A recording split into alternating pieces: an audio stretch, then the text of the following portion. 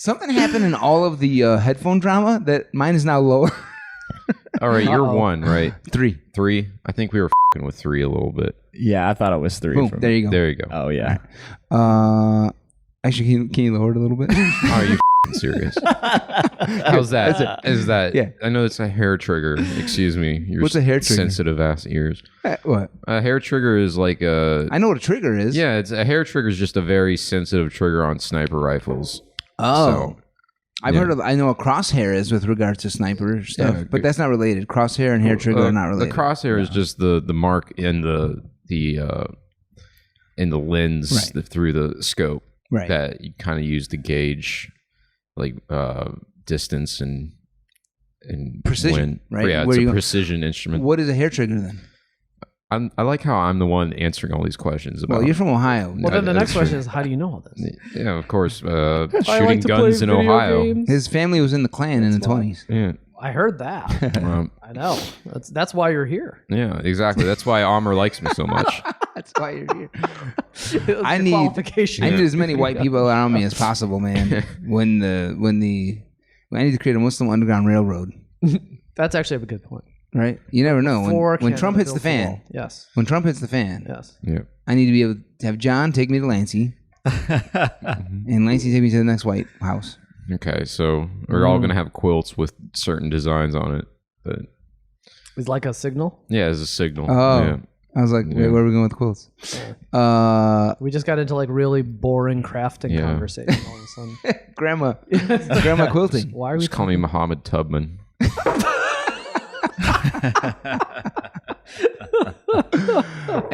John Dolder, that's our assistant producer. What's up, John? What's up? How you doing, baby? I'm doing pretty well. Have we officially started? I think so. At some point, we probably started. Because I should have wrote down where you should have, and so now that you please leave. Well, I'm just gonna put a general amount of time when we start. Lancey Joe. Hi. It's so good to be back. It's so good to have you back. It's so great to have you back. You got a heck of a smile, Lancey. Thank you so much. Can the camera see that? Yeah, there you go. Smile right into that. I don't have my good Yankees hat on. That's how... Very different. Yes. Very different. We're seeing slick back Lancey today. You're seeing... what's Donald Trump's son's name? Barron.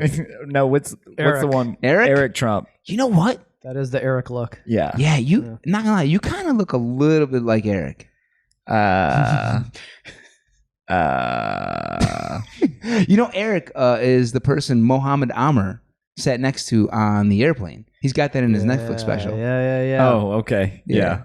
I remember do you remember that at all? I don't remember that. Yeah, so it was crazy. This comedian got sat next to Eric Trump. His big joke with it is like, who actually sat me, a comedian, next to Eric Trump? He's like, there must have been a gate agent like, Eric Trump? Let me see who that's his joke. I smell collusion. Joke. Exactly. And last but not least, most important, Osman Arain. Hello. How you doing, bro? I'm doing great, man. Thank you for being here. Thank you very much for having me. I love the show. Osman, guys, is a wealth manager. This is true. He manages wealth. I do that every day. Can you? Yes, you do. Can you imagine? We have one of the best, guests we've ever had on. Like this guy. This is the guy. You want to get wealthy. You want to get a manager. Osman's your guy. Yes. Can I send you a clip? Yeah. Take that to the bank. You could take that comedy clip to the bank and just sure. The stock market will. That's how it works. So that's absolutely that'll actually work. I'll send your clip to Osman and you will be wealthy then. So there you go. That's how it works. Congrats right in now, advance. I'm not independently wealthy. I'm independent of wealth. Yeah. Right now. It's an important distinction. Yes, very important. Osman, but technically your title is portfolio manager. That's correct. Okay. Functionally, I'm a financial advisor. Right? Functionally, you are a financial advisor. Yeah, you advise people on their finances. Exactly. Yeah. So, I mean, from a sort of regulatory standpoint, I'm a registered investment advisor representative and a broker-dealer representative. Okay. So, like the company that I work for, Romano Wealth Management in Evanston, is dually registered, so I wear two hats. And speaking of all these technical regulation related things. Yes. I'm going to just make a quick disclaimer here up front. Disclaim away, baby. So everything I say here today is not to be taken as advice of any sort. If you think I'm advising you right now, you're wrong. I'm not. I'm not offering any financial advice to any individuals today. And likewise, if you hear anything today that makes you think, this might be an interesting investment idea, do your own homework, do your own research, and or consult your own advisor. So you're advising us to basically ignore you. Well, I mean, I guess that's one interpretation. Right? These attitudes and beliefs are not necessarily those of Fox or Searchlight. Yeah, exactly. No, I mean, look, why do you have to say that? Why do you have to say that? So financial industry regulation is a big deal, frankly. Yeah. Right? I mean, there's been a lot of snake oil getting sold out there. There a lot has of been sketchy stuff. Right. There's an unfortunate history, right? Of Totally. All sorts of different bad acting and schemes that have gone down in the industry, and regulation has tried to handle and take care of some of the worst abuses that have happened in the past. We were talking before the show about this point that things like cherry picking results of one client that had an amazing return for some reason and saying, well, this is representative. Yeah, you can't do things like that. You guys help a dude take his $500,000 stock portfolio and make it like $4 million or $5 million, and he's like, I love these guys, they're amazing. Yeah, you need to hire them. And you guys take that dude, and not you. And I'm totally implicating. A firm will take that dude and make him the poster boy. Yes, and everyone jumps on board, and that's not true. That just happens here and there. It doesn't necessarily. And it could have been for 100 different reasons, right? It could have been because he directed us to make a very risky investment that we. And I don't mean we, I mean the hypothetical firm did on his behalf, and it worked out great, and he made 10 times his money, and then he says, well, these guys, gave me a 10 times return, and we want to advertise that, and you just can't do that. Yes, you cannot. That'll be highly deceptive, misleading, and deceiving people who might want to use you as an advisor. Exactly. And with all that said, make sure you guys use Romano, because they'll make your money go 10 times, right? Well, I didn't say that. I said that. I didn't say that. Just to be clear, it's the this brown guy. Yeah, exactly. That's who it is. Let's not conflate brown people. We don't all look the same.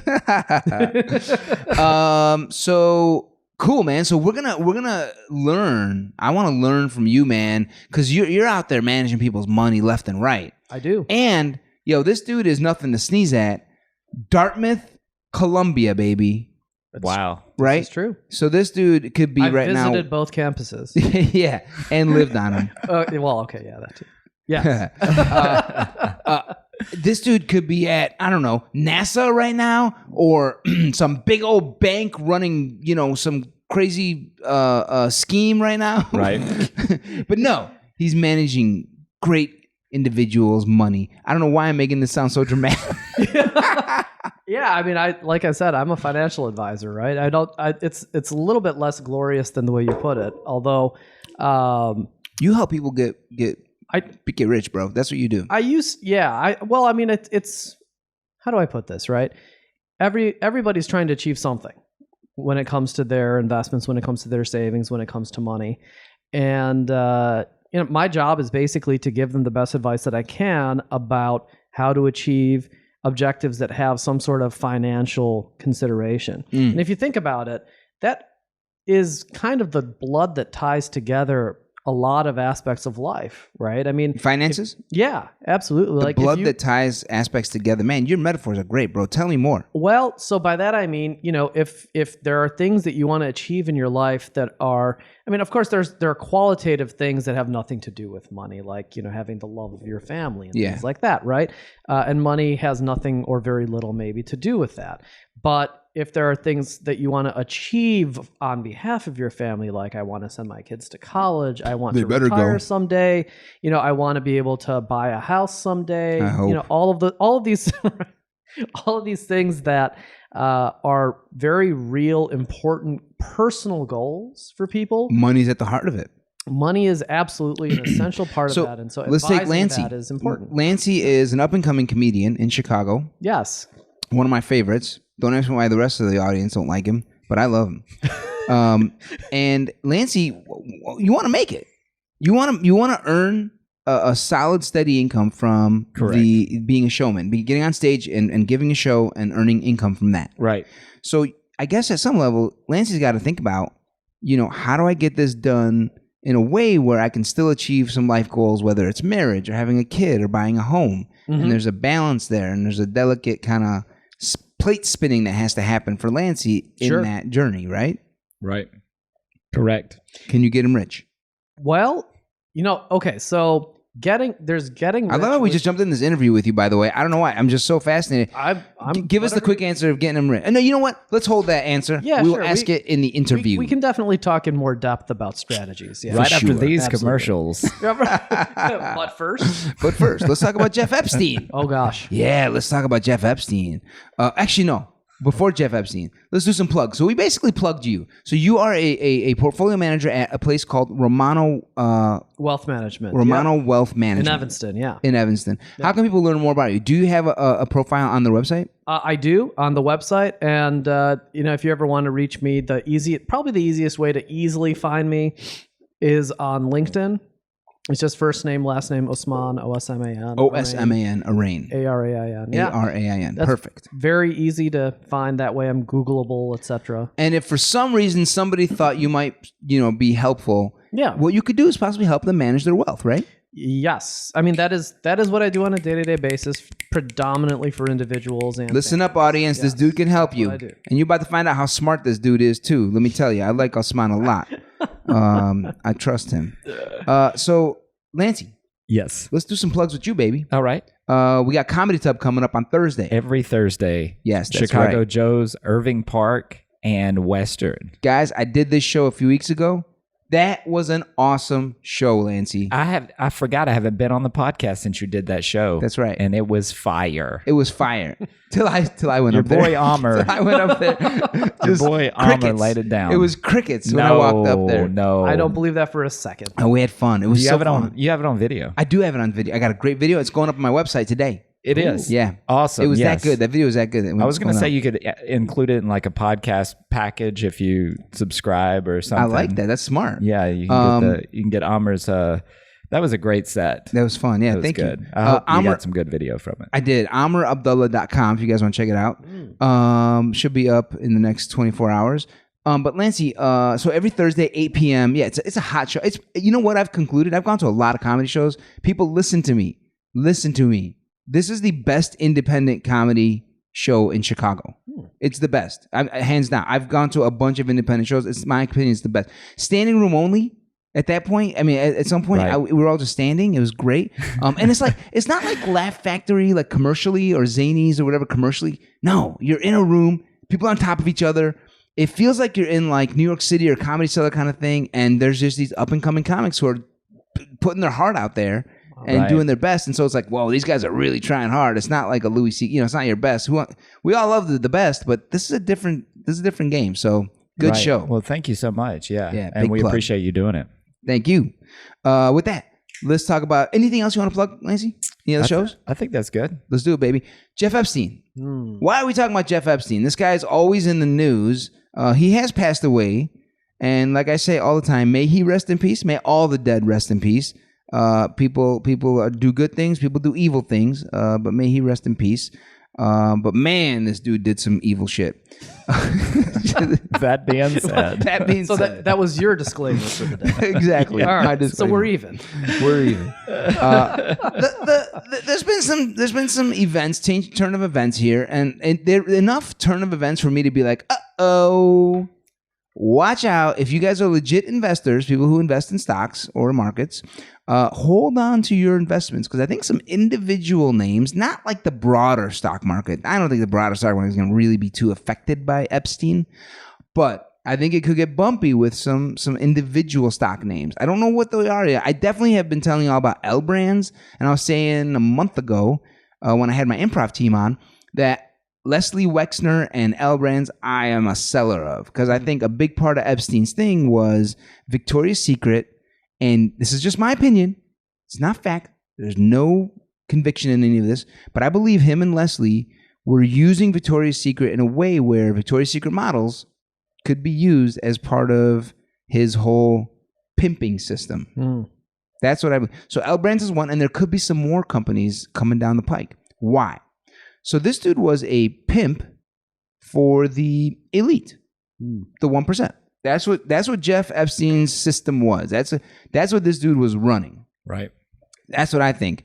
And there were some big names. Have you guys heard of some of the big names that have been associated with Epstein and his? I've heard a few. Yeah, which ones have you heard?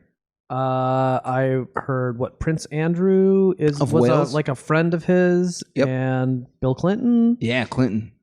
We saw the Trump. Did you see Trump video with him and Epstein at one of these parties? Oh yeah, I did see that. Yeah, they were kind of dancing in that too. By the way, did you notice that? It was actually kind of a fun little throwback to the 80s. I felt that too. I mean, other than the fact that obviously there's something much more sinister going on with at least with Jeff Epstein. Yeah. But yeah, beyond that, it was like, hey, this is kind of a fun throwback. Look at the hair. Yeah. I was waiting for like Madonna to walk out or exactly. I don't know, Boy George or something. Yeah, like Debbie Harry. Like, who? Blondie? I don't know. yeah. I did. Do you know Blondie? Myself. All right. No. I just look, I'm not as earlier 80s than you made. Yeah, I'm born 1980. Oh, see, you would have been like 1. Yep. Yeah. That might be why I didn't know. I mean, you should have been listening. My parents were listening, but I think it was like more like pop Arab music. It was not pop American music. Yeah, it's not really that close. Not at all. So yeah, you're right. Trump was in that. So yeah, Trump is one in that video. But there's Wexner. He's one of the big dudes. But there's others that have been coming out, like a lot of big CEOs. The names I haven't heard the names yet, but I think there's a lot of them. And then, oddly enough, supposedly like famous scientists, whatever that means. Yeah, I don't understand that one. I don't either. But I mean, there was this whole drama about him hiring scientists to freeze his sperm so that he can further his genetic. You're giving me a look because this is news to me. Yeah, this was about a month ago. It came out. Okay. Did you hear about this? I didn't. Yeah. He was trying to research ways to he was make his cryogenically freezing his genes. Damn, you're smart, dude. Whatever cryogenic means, it sounds like that's what he was doing for sure. So that he could sort of eugenically populate the world. Again, probably. I feel like he's got a very flawed assumption.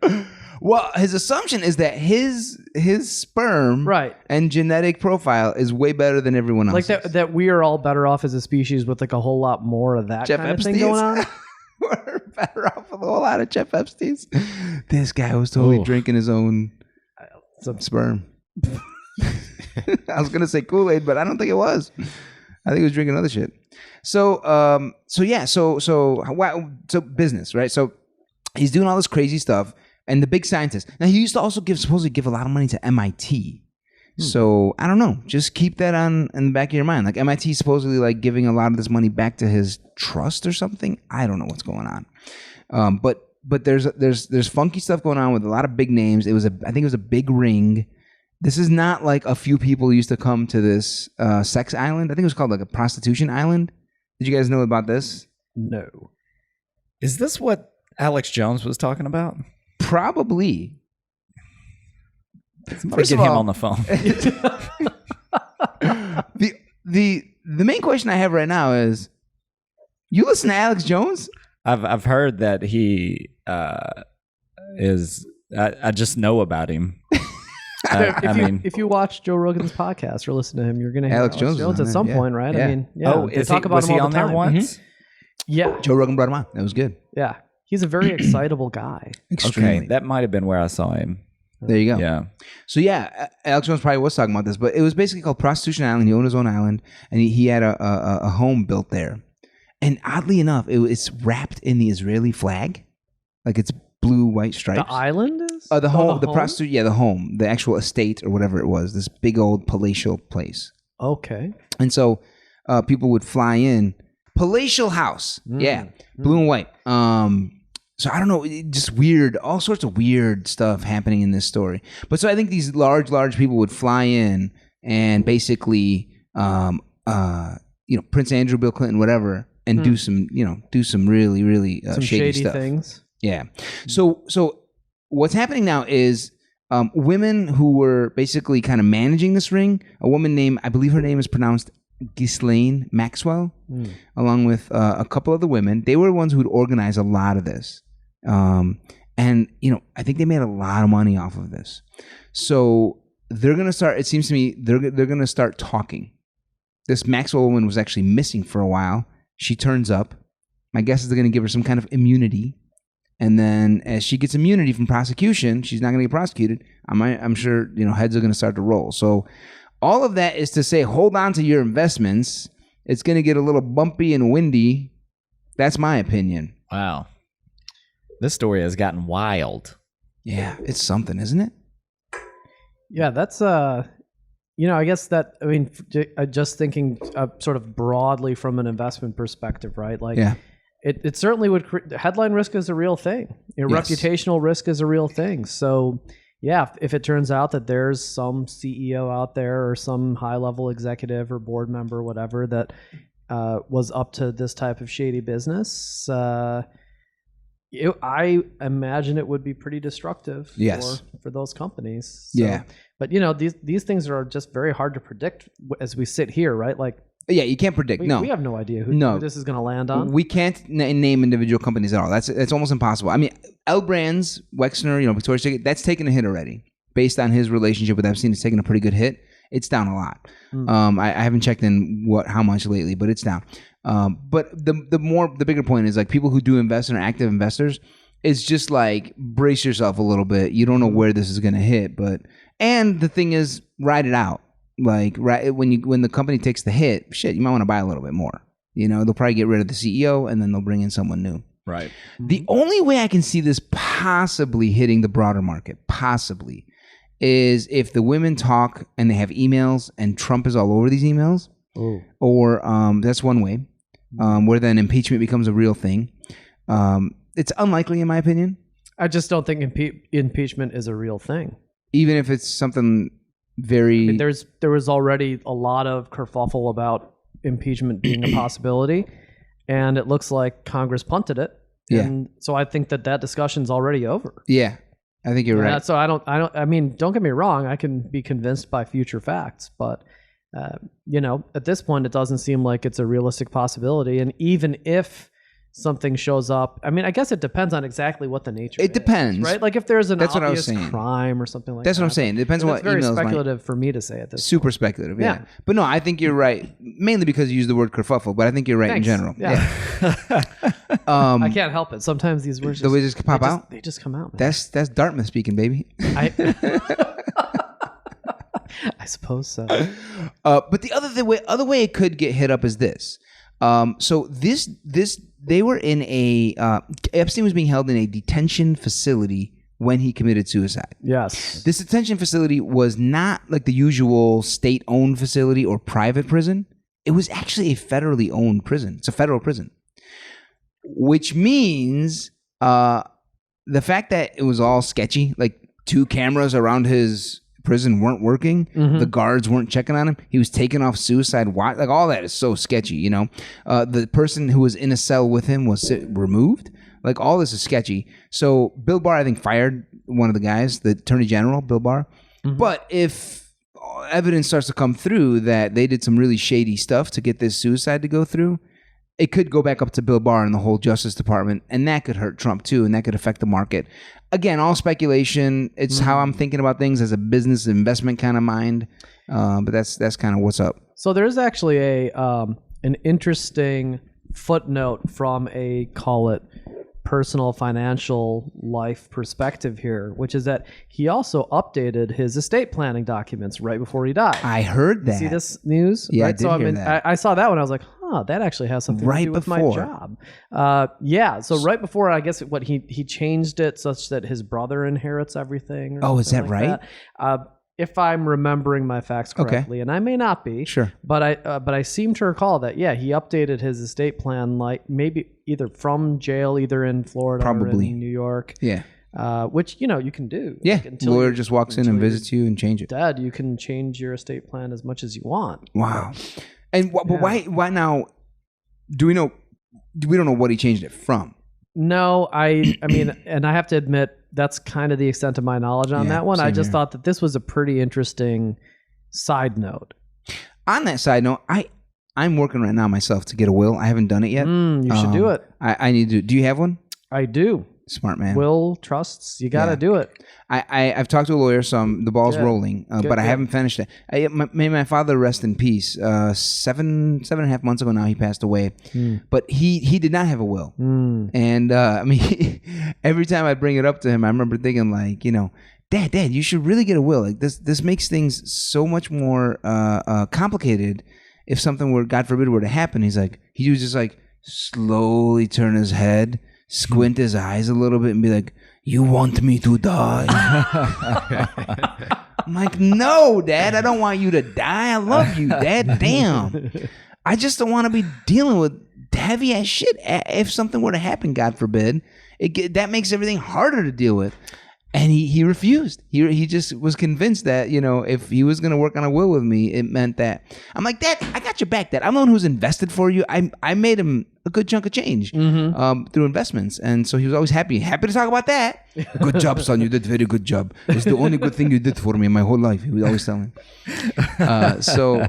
Look, I have to admit, I've run across these types of situations with frequency, right? Give our listeners a PSA about a will and trust estate. So here's the thing, right? Hold on, before you do that, do you have a will? Yeah. No. John, do you have a will? My dad has one. He does. Okay, good. Yeah.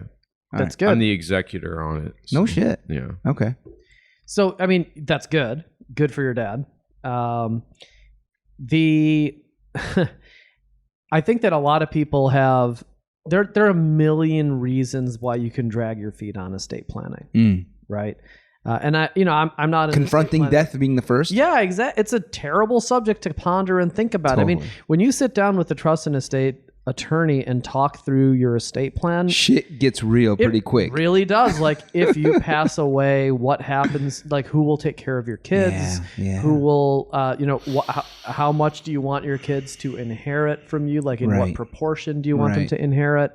What happens if, there's like the doomsday scenario that they also will map out with you, which is like, if you and your family all simultaneously perish, then what? What would you want to have happen to all the things that you own in the world? Oh my God. Right. So, perish with me. It's exactly. I know. So it's really like, what's the word I'm looking for? It's really depressing stuff to think about. It is not for the faint of heart, but it is important to take care of it because, to your point, your it's father been hard. Passed away, and it makes it harder for the heirs, to deal with that, because you don't necessarily, unless the wishes are spelled out, you are, on the one hand, you're guessing, and then on the other hand, you may also be subject to just whatever the state dictates. And I've learned in this process, unfortunately, that if a person who passes away has more than $100,000 in assets,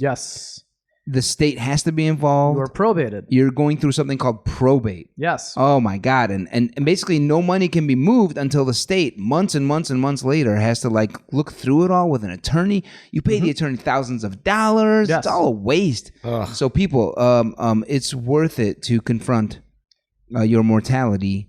I must say also, by doing it all, it's been like teaching me the fragility of life. Yes. And that's a good thing to me. It's brought a certain sense of humility, which, tell y'all, I need.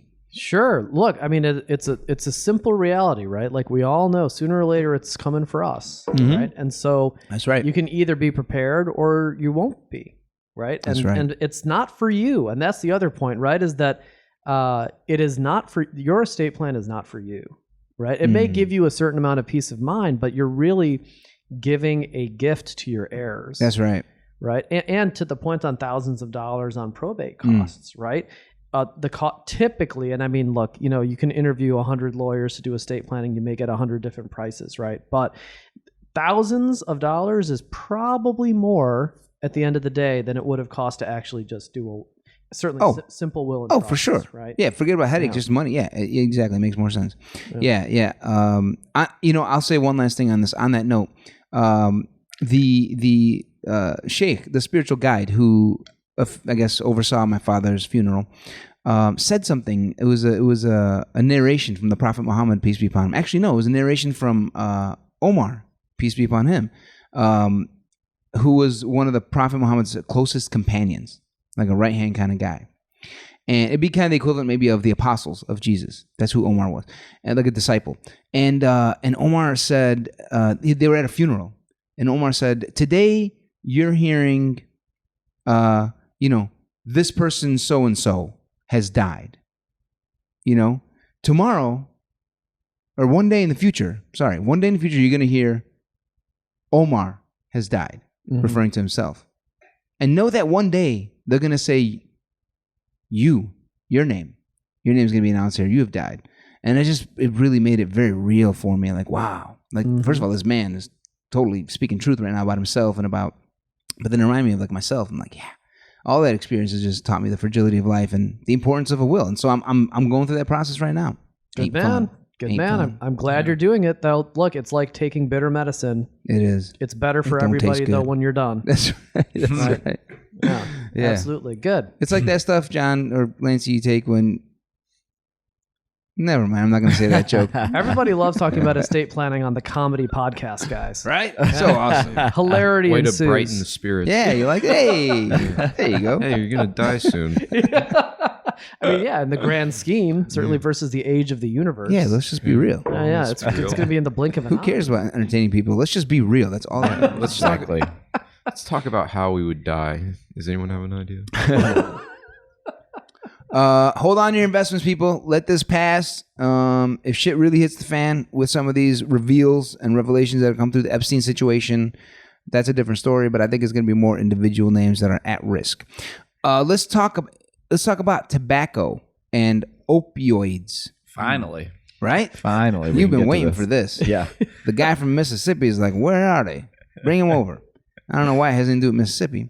I think the bigger opioid states are not necessarily the size. West Virginia is like the capital of it, right? Thank you. Oh man, West Virginia. I say a prayer for you because this is not a good situation, people. This is not a good situation. The biggest what's the word? The biggest violators of this have been the Sackler family. These guys are the ones who own Purdue Pharma. And they were hugely marketing OxyContin, right? That was their big thing. And so so we'll start with opioids. A $12 billion settlement was proposed where the Sacklers would give $3 billion and then the additional $9 billion would come from selling more OxyContin in the future. No, really? Yeah, that was the plan. And the states who were going to agree to this were like, no, we're not agreeing to that. Why do these guys get to keep their billions? Is that like the tobacco settlement, though? I mean, is that kind of I don't remember the tobacco settlement. I mean, I think the tobacco. There was the huge tobacco lawsuit with all the states, right? Yes. That sued the big tobacco companies. Do you remember the number in that by chance? No, I don't. I don't either. John, can you look that up when you have a second? Tobacco settlement. So, and I think it's state by state. Yes. So they settled on a state by state basis, and they're essentially to be paid, I think, over time by the tobacco companies. And of course, how are they going to pay? Well, the cash flow is selling more cigarettes from tobacco because that's what tobacco companies do. Yes. Wow. So, and actually, a lot of states, to get into a little bit of shop here, sold tobacco bonds. So tobacco settlement-backed bonds. Guaranteed by got it. Which are so basically taking the settlement today in terms of funding state deficits. Yes. Right? States need money, by and large. Certainly we do here. Yep, in Illinois for sure. And so we got an advance essentially from the taxpayers that bought the bonds, and the bonds are backed by the future cash just make sure we understand from the tobacco companies. So Illinois needs money today. Yeah. They'll borrow $1 billion from the bond market. Sure. Right. Yes. People will lend them $1 billion. Yes. But the bonds themselves will be collateralized or backed by or guaranteed by the future tobacco settlement. Yeah. That's how it backwards. Yeah. Right? This is our country, right? Crazy, man. I wonder what that settlement was compared to this. So the states were like, no, we want the Sacklers, the family, to put up more than $3 billion of the $12 billion. We're not going to take $3 billion and then wait for future $9 billion. So was this a total amount from like multiple states, or was this just like one prototype state, and now they're going to do like another 49 are going to line up saying we also want our $3 billion? No, that's kind of what's happening with Monsanto and that whole Roundup situation. Damn, that's ugly. Bear. They bought Bear. That's getting a little. But ugly. No, this $12 billion is all states. Do you have a number? Yeah, I have a figure. It's this. According to NPR, so far tobacco companies have paid more than $100 billion to state governments as part of a 25-year, $246 billion settlement. Whoa! Yeah, that's monstrous. $250 billion. Think about this point, though, right? So they're paying states. So what? The states were the injured party? Think about that. Obviously, right? West Virginia individual. For example, if West Virginia is the capital of this, right? Sure, or up for tobacco. It's the individual West Virginians. Yeah, exactly. It's all the people, right? So I think it's people. But my guess is they would give the money to the state, who would then administer that money for people who have victims. I suppose so, and I don't know if that's exactly what the states are doing, and maybe they did, right? But if they just use that settlement money to plug deficit holes, oh my God, no way! I hope not. I hope not too. That's crazy. You never know. So that's out there. Johnson & Johnson, they got hit with $572 million judgment against them as part of the opioid crisis. So they're now done with it. What did they produce? They were also producing opioids. I don't know the brand name, though. I didn't look that up. They're opioids in my Q-tips. You've been wondering why your ears been feeling so good lately, So right? I'm addicted to those. I thought they were putting in baby food. Oh, man. Is that serious? No, man. Hell no. surprised. The talcum powder. Talcum powder, yeah. No, definitely Q-tips, but not baby food. That's why. One day, that explains that one day when I saw you, Lancey, you had Q-tips come out of every hole in your body. Orifice. That's what you wanted to go for. I wanted to say orifice. You're using the big words. I was Look what you've done. I was trying to use a Dartmouth word. Oh God. Not that. All right, so then that's what's going on with opioids, right? And that settlement. I mean, there's no investment recommendation I have here except for the following, maybe, which is like, it's a sad situation, which is the following. Like, pharmacy companies are going to continue to do a lot of shady stuff, right? This is not the end of this. Human beings will abuse drugs if it's marketed to them and it's available, right? If they have a way of getting it. So it's going to happen again, and it's just going to be settled with a whatever $1 million settlement, and then we just keep doing it again. Like, I'm sad to say that from an investment perspective, this is actually not that huge, from a big picture perspective, at least, not an individual company, but it's not that huge of a deal. I don't feel like in our country we necessarily truly solve problems at times in certain situations perfectly. Like, sure. That's just... Well, and I certainly can't comment in terms of making recommendations on individual stocks like we talked about before, but J&J stock went up. It went up on that day when it was announced. Yes. It's like Facebook, when Facebook $5 billion got announced. Mm-hmm. People were so happy that it was only $572 million judgment. Mm-hmm. Right. Good observation. Yeah. Plus any advertisement, there people are like, I'll take some. Oh, really? I'll take some of this stock. What do you mean? Meaning like the fact that it was announced and it was such a big news article? Yeah, it right. gets it out there. Yeah. Yeah. Oh, these guys are in the news. Oh, they're settled? They're done with this problem? Great. Let me wave some Johnson & Johnson in. Right. Damn. It's like every corner you turn, it's a Coca-Cola ad. Yep. It's like, who doesn't know about Coke by now? That's right. It's just out there. Oh, Coke, you mean the drug? No. Are they still putting cocaine in there? No, not anymore. Syrup? I think it's been some time. It's been, but I still I'm sure some people who own Coca-Cola own like the Coke distributors, like the Coke the drug distributor, and they kept the name just because it's like it just keeps reminding them Coke, right. Coke, sniff, snort. All right, so tobacco. Let's jump to that. So then the other evil and vice that's out there in the world. So there's two parts to this. Altria and Philip Morris want to merge together because cigarettes are becoming less popular. So Altria I actually missed this. Yeah? Altria and Altria is the domestic and Philip Morris International. Yes, Altria is the domestic United States seller of cigarettes. Like Marlboro is their, flagship brand, Marlboro, the Marlboro man. But then internationally, Altria does not sell Marlboro or any cigarettes. That's called Philip Morris International. Yes. So for cigarettes sold in Europe, the Middle East, China, it's Philip Morris. These guys want to re-merge, or they want to come back together. They used to be together. They then divested or split up, and now they're coming back together because I think they're struggling with cigarette smoking globally. It's just people are smoking less. Makes sense. Right? Mm-hmm. Which part? The merger? Well, the fact that people are smoking less, and that would put pressure on companies. Yes. Yeah, that makes intuitive sense. Which, by the way, I mean, they acquired a big stake in JUUL. So let's keep. All right. So let's keep going. No, you're good. That's perfect. I'm not here to steal thunder. You just did. Okay. No, good. So here's the thing, right? So it would be a $200 billion company if they remerge. And I think it makes sense that they're doing it now because it's Trump administration. Mm-hmm. This is kind of when you want to push that kind of shit through. Trying to get what's so funny? Oh, I'm just smiling, just because I like smiling. This I saw a disclaimer just rolling through your head in that moment. I have to admit, there are definitely moments where I'm thinking to myself, "What do I need to disclaim?" Yeah, because I know your viewers love disclaimers. They do. That's all they want to hear. Listeners, they're like, all they want to hear, baby. This is why I listen to Amr's podcast. I want to give me disclaimers. Yes. So I think that's probably why. But one problem. So Altria, a year ago, bought, like you said, a huge stake in JUUL, the e-cigarette maker, the e-cigs. Right. Yes. Right? Favorite flavor? Anybody have a favorite flavor in their e-cig? Broccoli. Broccoli? Are you a mango guy, John? Bugler. Bugler? Oh, you roll your own cigarettes. Yeah, I roll my own cigarettes. Yeah. It's far cheaper. I remember the first time I came across e-cigs, it was a dude smoking one outside. It looked like a USB stick he was smoking. Yeah, and I'm like, dude, they what used to look like that. Right? And like, dude, what is it? Are those the e-cigarettes? He's like, yeah. Are you uploading something? Yeah, I think your USB drive is malfunctioning, man. There's like a lot of smoke coming out of that.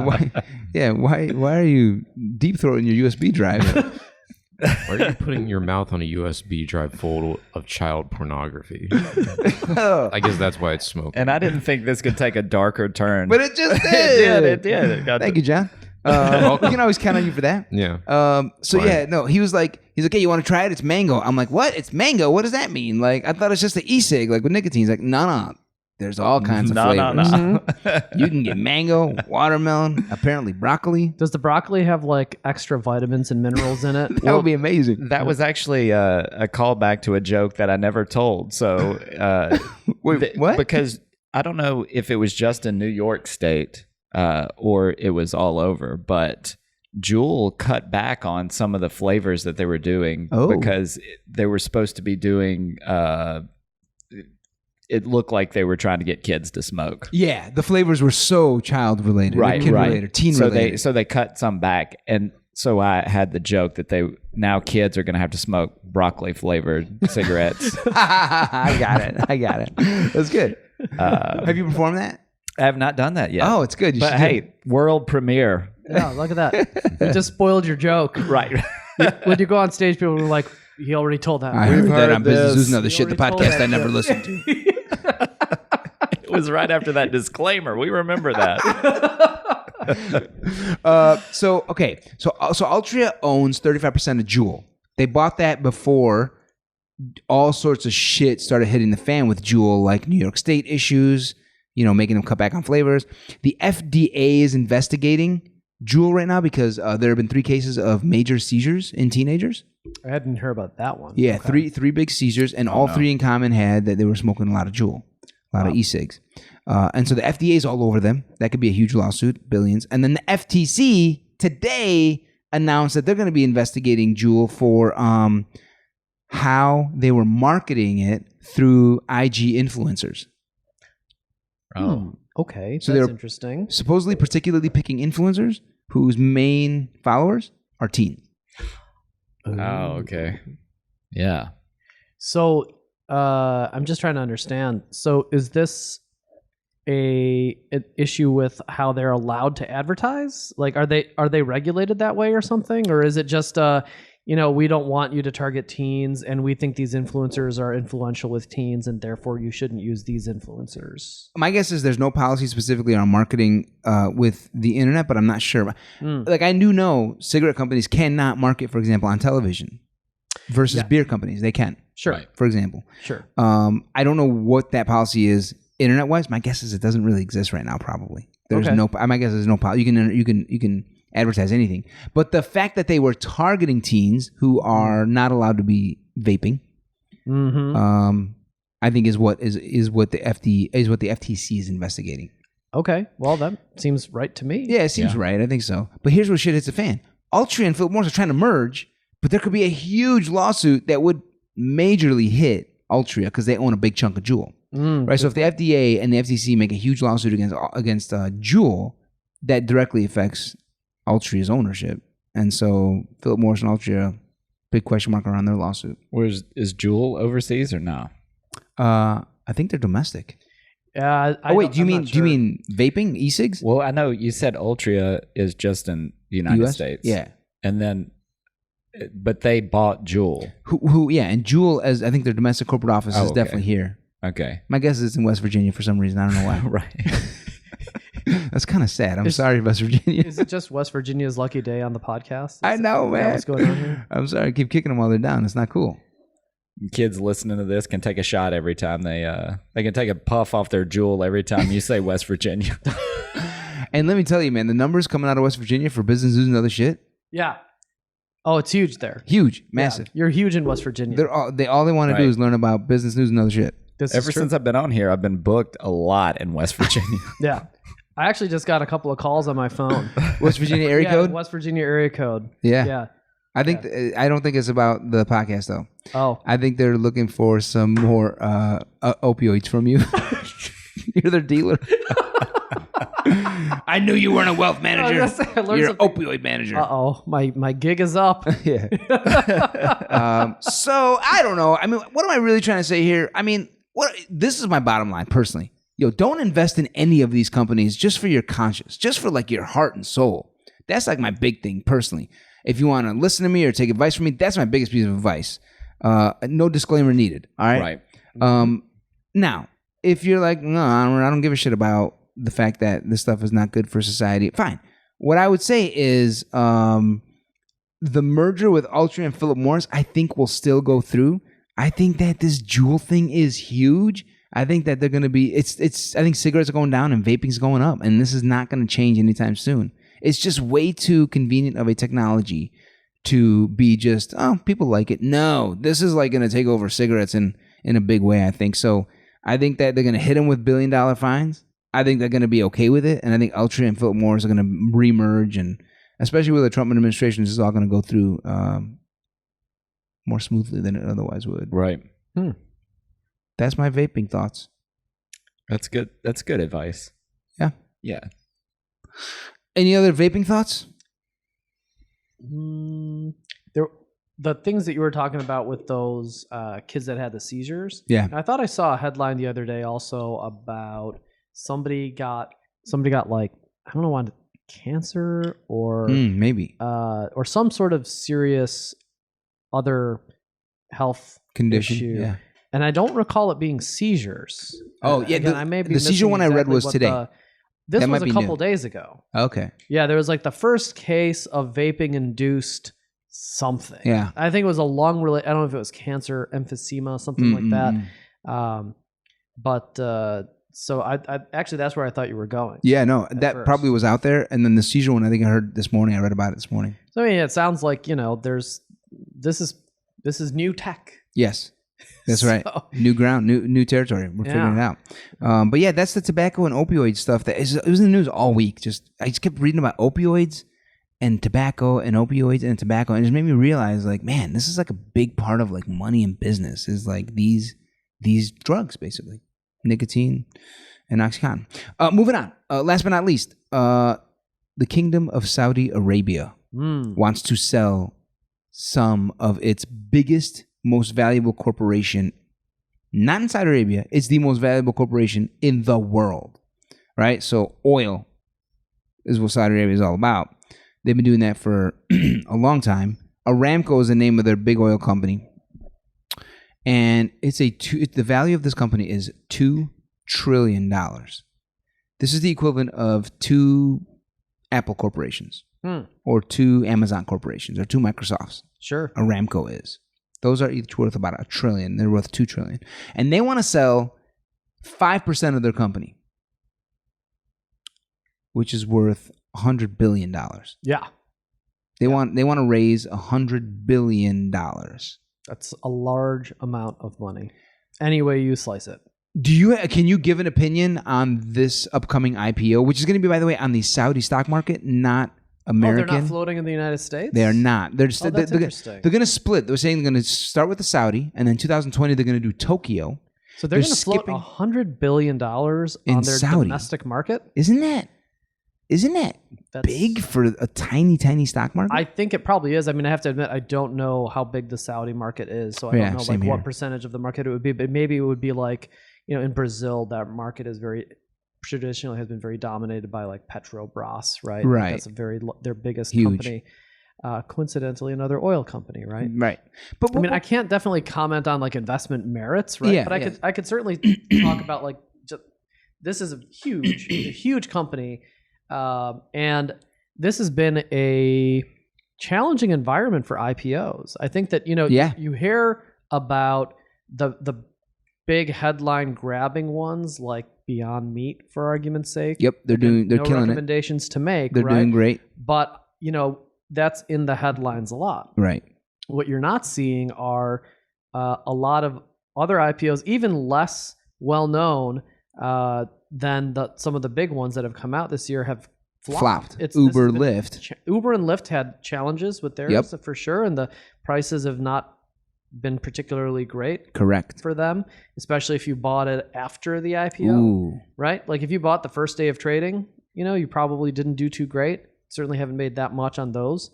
And there have been others too. I think Zoom did pretty well. They did good, right? Pinterest did a little. I think they did okay. They were kind of back and forth. Back and forth. I think, but they weren't. They definitely didn't flop like Uber and Lyft. And then there also have been a lot of foreign offerings coming onto the market. Those, I don't. As well, which are below the radar, but they're not 40, 50, $100 billion valuation companies. Yeah, small. These are $3 to $10 billion companies that are floating maybe $500 million at a time, right? And those have also been seriously challenged this year. So, it's all about supply and demand. For sure. Right? And if this market is telling us that new stock supply may not be highly desirable, right? Could be a tricky IPO. We already have a bit of a volatile market going on overall. Right. Yeah, this doesn't seem like could be a tricky IPO. Super great timing for them.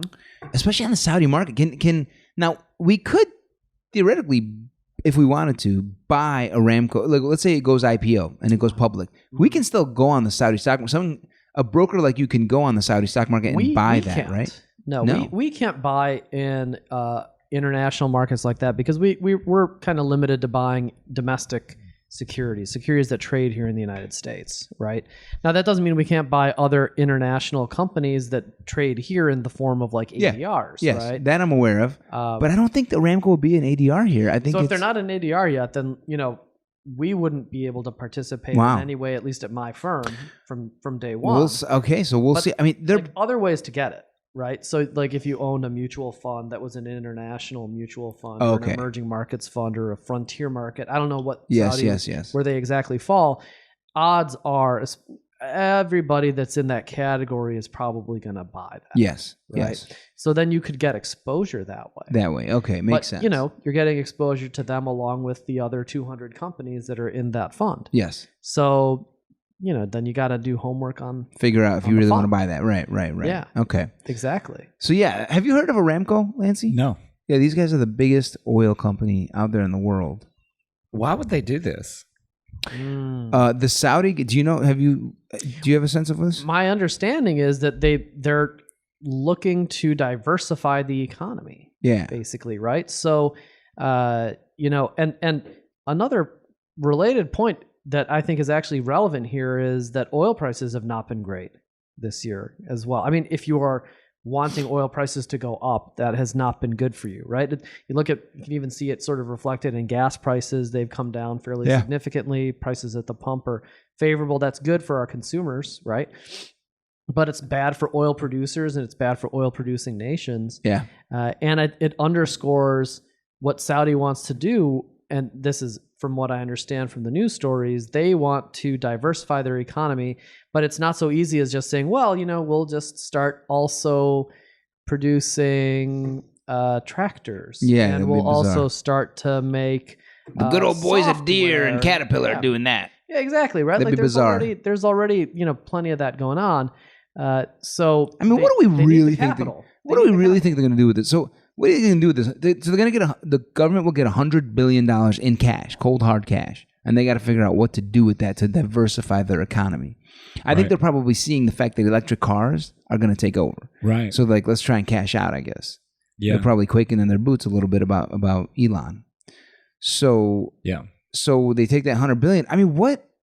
I guess they need to hire some consultants from McKinsey or something to tell them what to do with that $100 billion. I wouldn't be surprised if that's kind of what happened. Right. Yeah, sure. I mean, if you're, and I think there's some logic to what they want to do as well, right? I mean, you have one, you're good at one thing. Oil. Right? That's it. Exactly. I'm really good at one thing. Well, what happens if that one thing has a big problem? Right. Whatever it is, right? So it's a sensible plan. Right. In fact, it's probably something that they should have tried to find a way to do long time ago, 50 years ago, or 40 years ago. Now, when they issued some debt a few months ago, maybe 6 months ago, I can't remember the date, people were just all over it. It was well oversubscribed. They borrowed, I think, $12 billion. And it was just so people were just clamoring to lend them money. And that was so well received that I think that they were like, yeah, we should probably do an IPO because look how good the bonds did. That's interesting. I missed that one, but I wonder though, like, do they have much debt out there? They probably don't. No, Saudi. It might have been they probably have some debt, but very little. So that's probably why, right? Why it did well? Yeah, maybe right. That's true. Because they're probably a highly rated credit in that case. Good point. In which case, people like some good credit. If they absolutely, get some yield. Yield is tough. That's right. These days, yield is a big problem. That's absolutely right. Well, I don't, so I wanted to announce that they're doing that. I don't really have a recommendation on this. I mean, like, I don't know. What would you recommend, Lancey? Should people get on those frontier markets and get signed up with 200 other crazy companies in your subscription? Yeah. This reminds me of your Honda joke. Get on down to your... low APRs for well-qualified buyers. But I don't know. Maybe Tesla's the way to go with your investment money because you can see the oil business is starting to... Right. They don't even trust themselves anymore. Sell oil by Tesla. All right. That is Aramco. If gun to my head, as an investor, I would be buying it, not in the IPO. I would be buying it. I would want to own it, just not in the IPO. I would want to own it after the IPO, just to get rid of that risk and then buy it. Because I think over time, it's gonna take several decades to really wean the world off oil. I don't think we'll ever permanently be weaned off oil. Mm-hmm. So I think it's still a good investment if you're looking for a safe investment. It's just such a powerful natural resource.